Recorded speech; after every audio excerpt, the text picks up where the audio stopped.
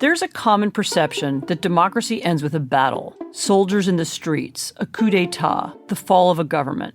But we know that democracy can be lost one little step at a time. We've reported on it and lived through it. And when we look at America today, right now, we see a place where the slide to autocracy has already begun. It's not some distant future, it's the present.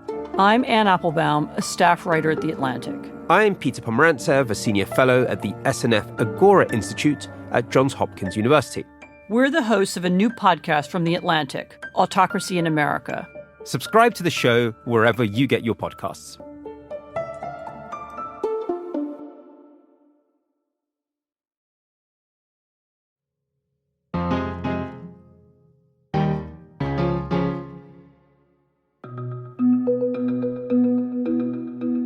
So people often say that presidential debates don't really move the needle unless something goes wrong. We've had 2 debates this election. The first one mattered because something went wrong for Biden. Today we're going to talk about why this one also mattered, because it went very wrong for Trump. Like, even many Republicans said that. They were spinning a loss before it was even over. That said, it's still very much an even race, and we won't know for a while how much it mattered. I'm Hannah Rosen. This is Radio Atlantic. And today, we're going to talk to Mark Leibovich and Elaine Godfrey, who cover politics for The Atlantic. Hi, Elaine. Hi, Hannah. Hi, Mark. Hi, Hannah. So we're taping the day after the debate. Last time the two of you were on the show was 2 months ago after the disastrous Biden debate. Where do you think Democrats are now? In a better place. Elaine? A much better place. Mm-hmm. That feels like eons ago that we did that discussion. Does it? Well, like, actually mark the moment. Sort of, where are they actually now? Well, I mean, okay. So, like, quick, bringing everyone up to date. About 2 months ago, Democrats, the Biden-Trump debate, total disaster for Biden. Everyone knew it, within 5 minutes. And then a summer that people will write books about for, I think, years. Will you? Nope. However, I will skim a book about it because, we all lived through it very vividly. But no, so the events that happened on June 27th, I believe it was, resulted in a chain reaction that, as we all know, ended up in Biden dropping out, Harris becoming the nominee, and a great deal of momentum, which seemed to be flagging a little bit for Harris. But, if it was, you would imagine it has picked right back up again after last night's debate, which I think she won fairly convincingly. Elaine, what was the first moment that stood out for you? Oh, the first moment for me was definitely the handshake. Ooh. I was watching right away. I had paused my Roku so I could make sure to get the handshake. And I was getting popcorn ready. I was getting everything ready in my kitchen. Came out, watched her aggressively move across the stage towards him, went around a podium to demand the handshake. He looked very displeased. Kamala Harris. Let's have a good debate. Nice to see you. Have fun. Thank you. And I just thought that was sort of, that really set the tone, I think, for the rest of the debate. In what way? Because, Mark, you actually mentioned to me before the debate that you were going to watch out for the handshake. And if you advised her, you advised her to do exactly what she did, which was walk up to him and give him a handshake. What was the significance of the handshake? It was a power move. It was absolutely a power move by someone who had a wide opening to do it, which is you go onto a stage with someone you've never met before. She was assertive in that she walked into his space. I mean, don't underestimate the power of space and space-taking and space invasion and all that. And he didn't quite know how to react. It was an awkward encounter, but she was in command of it. I mean, she said, "Hi, I'm Kamala Harris." I don't know if she rehearsed that or not. But what was clear to me was in the first few minutes of the debate, he seemed a little bit off balance. I mean, she seemed more nervous than off balance, but it was almost as if he was regretting or second-guessing or seething. Something about, I think, that first encounter really set him off on a bad note. Mm-hmm. So on a recent episode of this show, George Conway was on, and we talked about the explicit strategy of mocking and goading Trump that they were trying out at the Democratic National Convention.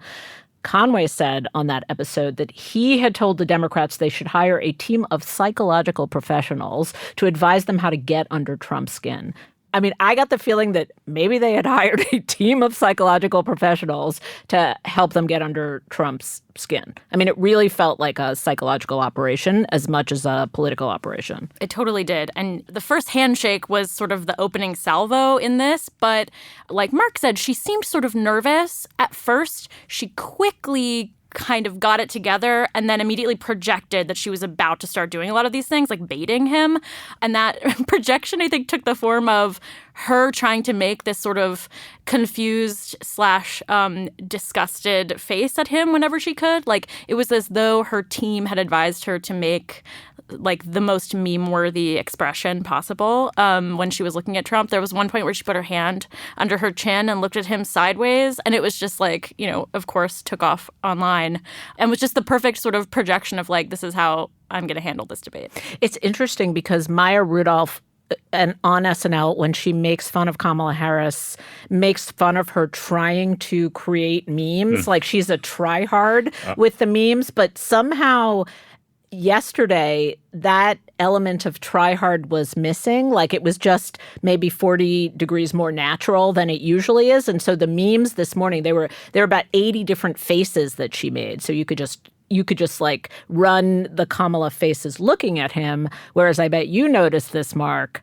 Did he look at her once? No, he didn't at all. And he just couldn't. And I don't know if that was by design. I mean, he does not seem terribly coachable. It was, I mean, you can imagine any number of debate preppers, if he had any at all, would say, look, I mean, your resting face is going to be on camera. When you look at her or don't look at her, that will be evident on camera. She clearly was well prepared. And I think also, and I don't know if I should say this, but I'll say it anyway. She was not Biden, and what I mean by that is her face moved. I mean, Biden's face did not move at all. You're right. The resting face of Biden was almost what killed him in the last debate, yes. Besides that sort of Besides little when clip. He spoke. Besides when he spoke. But it was his resting face which disturbed people. It was like kind of the mouth slightly agape. But I just couldn't stop being grateful that she was not Joe Biden. Sorry, Joe Biden lovers out there. It was the newness of her, the freshness of her face. I don't mean to sound shallow, but it was just a really great asset for her side. So the first moment when it felt to me like the debate turned and she was trying to trigger him was when she was asked a question about immigration.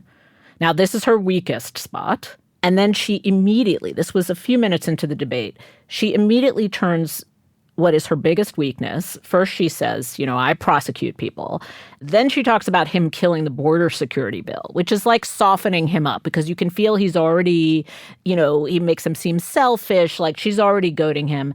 And then out of nowhere, she turns it into this thing about how his rallies are lame. You will see during the course of his rallies, he talks about fictional characters like Hannibal Lecter. He will talk about windmills cause cancer. And what you will also notice is that people start leaving his rallies early out of exhaustion and boredom. And then, boom, what does he say 2 minutes later? My rallies are not lame. She can't talk about that. People don't leave my rallies. We have the biggest rallies, the most incredible rallies in the history of politics. Also, he says the sentence, in Springfield, they're eating the dogs. In Springfield, they're eating the dogs, the people that came in. They're eating the cats. They're eating the pets. And that was the end. I mean, that was the end. It sort of all went downhill from there.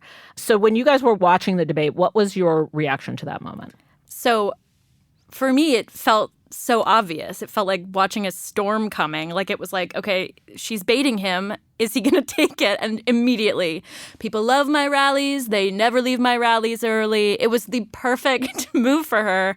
And she sort of seemed to take that in and just do it every time. Right. Like after that, at the end of every answer or non-answer that she gave, she would bait him with something like, your family left you $400,000 or whatever it was. You wish it was $400,000. Was it $400 million? Yes. Wasn't it? What?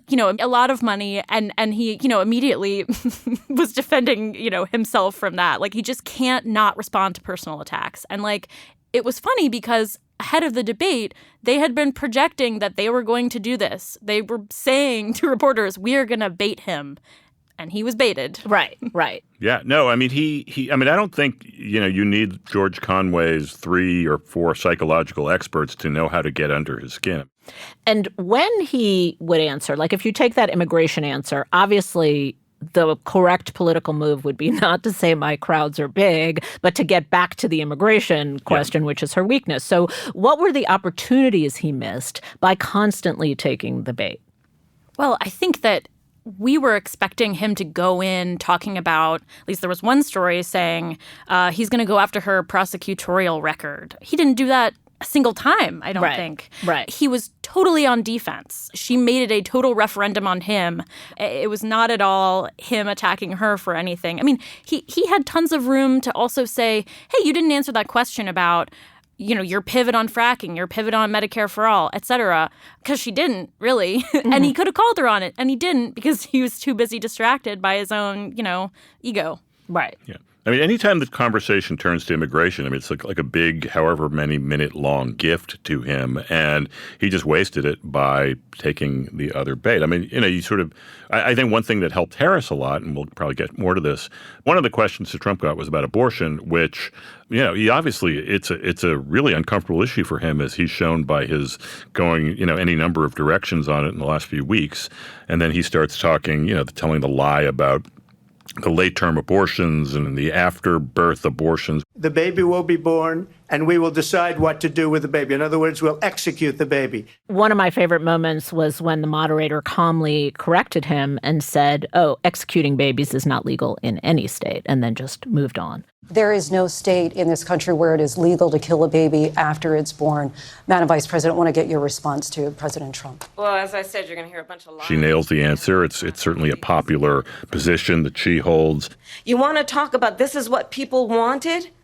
Pregnant women who want to carry a pregnancy to term, suffering from a miscarriage, being denied care in an emergency room because the healthcare providers are afraid they might go to jail, and she's bleeding out in a car in the parking lot? She didn't want that. Her husband didn't want that. After the break, what did Trump and Harris need to accomplish in that debate? And how close did each of them get? That's in a minute.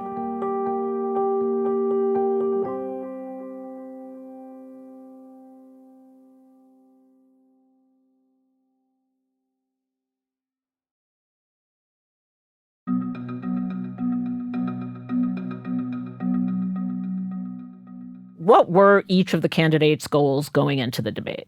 Let's just think about what they were trying to accomplish and whether they did accomplish that or not. So we'll start with Harris. What did she need to do? She needed to trigger Trump, so she did that. We've covered that. I think she needed to come in and show that she can speak off script and that she can laugh at him and maintain a sense of sort of maturity over him. And I really think she did all of those things. At first, I was concerned watching her, okay, she was a little shaky, but she got it together pretty quickly. I was surprised, frankly, because I just, so many of her off-the-cuff moments are so silly. So many of the things she says are so word salady. I think her goal was not to do that, and she succeeded. It's true. She didn't sound anything like she can sometimes sound in a public speech, which is what are you even saying? Totally. Yes. One test that she passed, I think, brilliantly, and this might sound a tiny bit gendered, so I don't mean to be. No. I just want to say that when she is prosecutorial in a debate, as she was in 2019 against Biden, she can seem a little intimidating, a little off-putting. She seemed more happy warrior-ish in this setting. She looked like she was having fun. I think that was a real benefit to her. There was a moment where she just looked at him. I forget what the comment he'd made before it was, but she just looked at him and laughed and then said, talk about extreme or something. It was the like dogs. That. It was the dogs? Okay, yes, that's right. Again, the Springfield city manager says there's no evidence of that. Vice We'll President find Harris, out. I'll let you respond to the rest of what you've heard. You talk about extreme. And it was just to your point earlier about her sometimes trying to create a moment that feels inauthentic, that felt authentic because we were all doing that at home. Right. Oh, God, what? Yes. It was just a perfect reaction that felt like her real one. Yes. Yeah. I am, Mark, consistently surprised at how she has sidetracked or walked around gender and race. Like, I don't know if that's the place where American culture is right now, or I don't know if that's her and just kind of the space she inhabits, because she's more of like a third culture kid with a lot of, mixed kind of ethnic heritage. But it just it wasn't a big deal in this debate. Gender's just doesn't seem like a huge thing hanging over this election. What about Trump? So the question was, what were their goals going into the debate and how did they accomplish them? What do you think Trump's requirement was in this debate? Stay in control. Don't be triggered. Hit your issues like immigration, the economy. I think he failed on all those things. Mm-hmm. What about his other stated goal, which was tying Harris to Biden? That was a big thing that he was supposed to be doing. How did he do with that? So his closing remarks were, I think, his most effective of the night, which were, if you want to do all these things, why haven't you done them? You're literally in the White House right now. So she just started by saying she's going to do this, she's going to do that, she's going to do all these wonderful things. Why hasn't she done it? My dude, you got to open with that. Like, that's insane to wait till the last minute when everyone's in bed. Yeah. No one's paying attention to you anymore. And I also think he couldn't decide whether he wanted to tie Harris to Biden or say, Biden hates you. That was weird. He said both. I mean, pick one. If I'm Kamala Harris, I'm saying, okay, which one? Are we best friends or are we enemies? Mm-hmm. So I sort of think he failed on that. He could have done better. That was a huge missed opportunity. So we don't really get much policy in these debates, but I want to talk about what little policy we did get. What of the policy talk stuck with you? Well, the moderators did a good job asking about policy. They tried to fact check. They tried. The thing that stuck with me, one of the moments I think, was Trump wouldn't say whether he wanted Ukraine to win the war against Russia.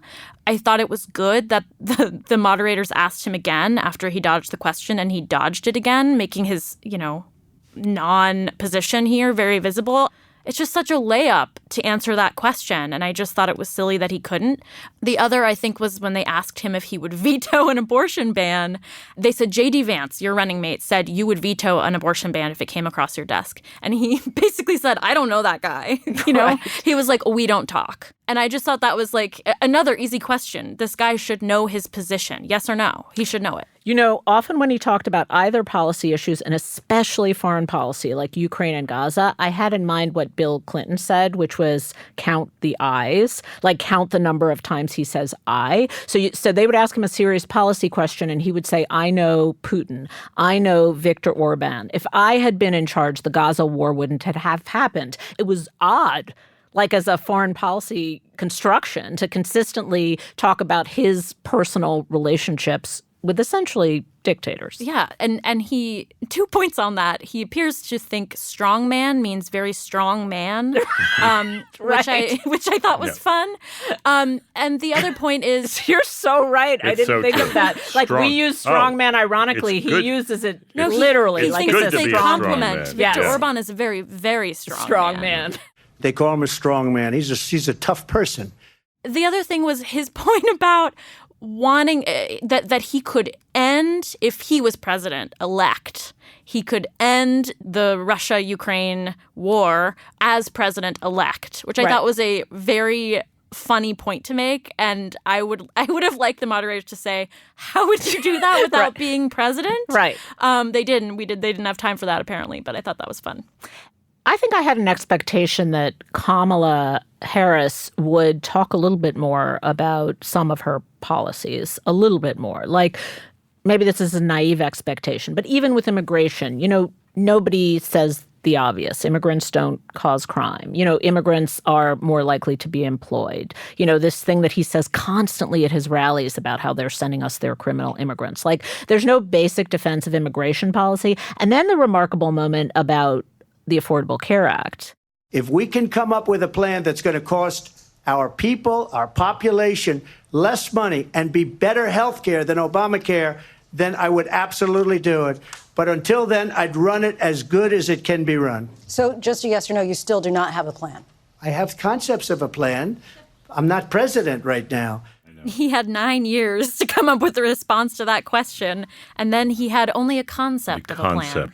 I think that is a line that people will use in many different ways. Oh, God, it's all over social media. Yeah. Everybody's using it. I mean, as I was watching the debate, I mean, there were many moments where Kamala Harris, I kind of wished would sort of step outside herself and say, wait a minute, like you did everything possible to kill Obamacare. You spent months trying to do it. You almost did. I was in the Senate. You remember this, or maybe you remember this, but John McCain was the only thing that stood between you and the end of health insurance for millions and millions of Americans. It's true because people do misremember his specific record, like what he did in terms of policy. Okay, one last detail about the debate. I was watching this closely because I'm doing a big podcast project about January 6ers, and so I've just been deep in that world for a while. The way he talked about January 6th and the insurrection, very surprising to me. Ashley Babbitt was shot by an out-of-control police officer that should have never, ever shot her. It's a disgrace. But we didn't do this group of people that have been treated so badly. He goes back and forth in when he leans in and leans out to, they're political prisoners. That day was a glorious revolution. He has lately leaned away from it. Like at the Republican National Convention, there just wasn't much talk about this. The moderators gave him an out. They said, hey, lately you've been sort of trying to accept that maybe you lost the election. And boy, did he not take it. In the past couple of weeks leading up to this debate, you have said, quote, you lost by a whisker, that you, quote, didn't quite make it, that you came up a little bit short. I said that? Are you now acknowledging that you lost in 2020? No, I don't acknowledge that at all. But I you said did that say sarcastically. That. You know that. It was said, we lost by a whisker. That was said sarcastically. What did you guys think? Were you surprised by that moment?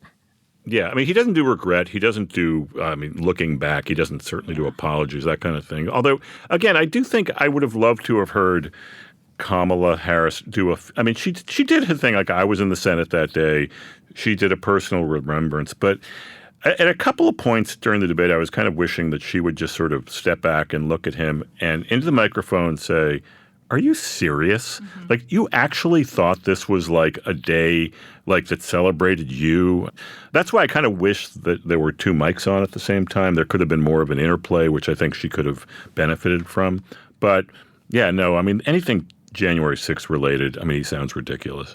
She did have a good line about, or a repeated line about him selling out democracy. Now, maybe that doesn't play with people, but she talked about that in terms of the strong men, Viktor Orban. Strong. They are strong. They are so strong. She talked about it in terms of January 6th. I'm not sure if that kind of abstraction lands with people, so maybe you're right. You just need to say something as straightforward as cut it, we all know what happened that day, Okay, post-debate. So the debate happened. It feels like everybody, Republicans included, are acting as if Kamala Harris won the debate. Trump was off his game. Does it matter? What has changed post-debate? What things are no longer possible? I will throw one out, which is that Kamala Harris is now impressed in our minds as someone who can be president, who can speak like a president, who can speak like a national stage. I'm sure there are lots of people who were not sure about that before this, or who didn't know, maybe hadn't seen her speak or anything like that. Yeah, I think before this, many people had written that she isn't very good at extemporaneous speaking, that she's good on a teleprompter, she's good at rallies, but we haven't really seen her do these kinds of live events where she speaks intelligently, where she speaks clearly. And this was the ultimate test of that. And I think now we will not write those pieces questioning that anymore, right? I think, you can question her answers, but I think she has demonstrated this ability to speak in a presidential way and crucially to react to Trump and not be rattled, to be on stage with him and be amused rather than rattled. And why does that matter? Sort of what does that change in the long term? I see that it changes, it kind of eliminates a criticism of her, but does that criticism matter to people who are voting? This debate was not for people who already sort of know where their allegiances lie. This debate was for swing voters. I think swing voters, at least many women, want to see less of the they're eating dogs in Ohio talk and more sort of policy talk, more calmness, more, stability in a leader. I think they got that. So is that persuasive? I'm not sure. So I guess we can't answer the question of whether it's effective yet, maybe, but I think it helps. I think it helps with the general image of Kamala Harris as a candidate, which will help swing voters make up their minds.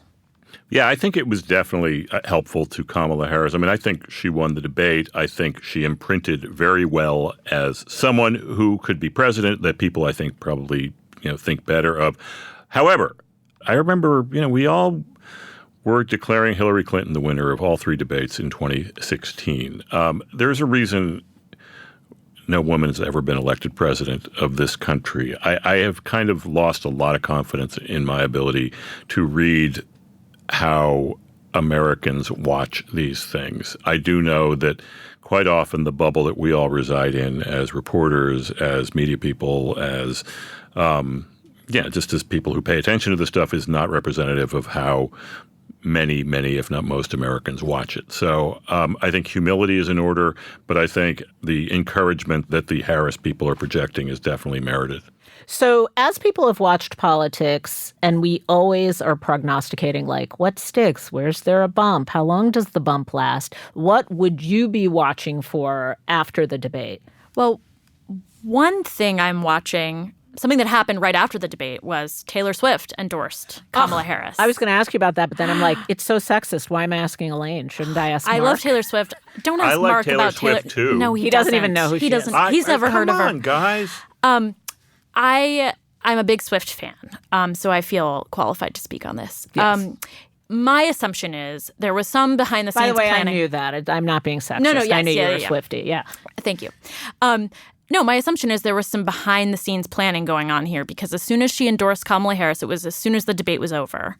Harris gave a post-debate speech in front of some supporters, walked off the stage to a Taylor Swift song, and then immediately in her online merch shop, there were friendship bracelets you could buy for Kamala Harris, which, as we all know, is a Taylor Swift thing now. And so I think that was an interesting move. I would imagine that they timed the announcement to extend the honeymoon, to sort of say, okay, the debate was good. Let's do this announcement. We'll get it out there. We'll keep it going. I guess I'm watching in the next few weeks. Do they do something together? Is there any more interplay between Taylor and Kamala? And if so, how painful is it to watch? Is it very cringy? Is it fun? Like, sort of how do they use each other going forward, if at all? Otherwise, I guess, I guess I'm looking at poll numbers in swing states. I'm looking at the swing voters. Did your impression of Kamala Harris change after that? Or of Donald Trump change after the debate? Yeah, I think I probably don't look as much to like shorter term numbers because, post-debate stuff is, as the politics people say, noisy, meaning, you sort of go by quick impressions and so forth, and then it kind of levels out. But I do think that this is another overused term these days, permission structure. I think there is a kind of low-grade acceptance of Kamala Harris as a serious stateswoman-like figure in our politics that I think over time will become more normal and I think easier to vote for. Strong woman. She's a strong woman. Yes. It's good to be a strong woman and a strong man. Okay, last thing. Elaine, which Taylor Swift song? So just imagine for yourself like Cat Lady Swift. Yeah. Everyone go look at the Insta photo. Cat Lady Swift and Kamala walk out on stage. What's the song? What Taylor Swift song? Well, what if I name a song? Now I feel... Mark, I you feel, don't even know. It's been a cruel summer for Donald Trump, I'll tell you that much. I sort of feel like it's Who's Afraid of Little Old Me. Okay. It's pretty good. We have a winner. You don't even know that song. I do too. Who's Afraid of Little Old Me? Oh, how about this? I Knew You Were Trouble. No, that's good too. That's not bad. It's not bad. Look What You Made Me Do, Mark. That's Trump's song for That's this true. debate. That's true. No, you know what? Actually, you know what Trump's song is? Don't Blame Me. Maybe her song is The Smallest Man Who Ever Lived. No, you know what? That could be actually right. Is that actually the name of a song? Yes, Mark. How about this? Actually, this is pretty good too. There's a song, Me. That's obviously Trump's That's his song. Yeah. And it's also the worst in her catalog. Mark. You're so high school. You're my anti-hero, Elaine. All right, that's it. Thank you, Mark. Thank you, Elaine, for joining me. Are you ready for it? That's enough. Mark, thanks, Mark Anna. is still in it. The smallest man who ever lived is good. No, it's really good. This episode was produced by Kevin Townsend and edited by Claudine Abade. It was engineered by Rob Smirsiak. Claudine Abade is the executive producer of Atlantic Audio, and Andrea Valdez is our managing editor. And just a heads up, since we're publishing this episode a day early on Wednesday, we will not have an episode this Thursday. I'm Hannah Rosen. Thank you for listening.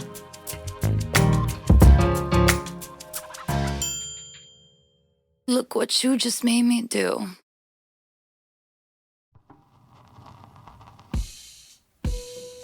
Hey, it's Hannah here. I want to tell you about a live taping of Radio Atlantic that we're doing during this year's Atlantic Festival in Washington, D.C. This year's roster includes lots of great names, elected officials, best-selling authors, tech CEOs, plus writers you've heard on this show. Elena Platt-Calabro, Jerusalem Demsis, Adam Harris. Join me in person on Friday, September 20th to explore what's at stake in the 2024 presidential election. Check out the full slate of speakers and get your passes at theatlanticfestival.com.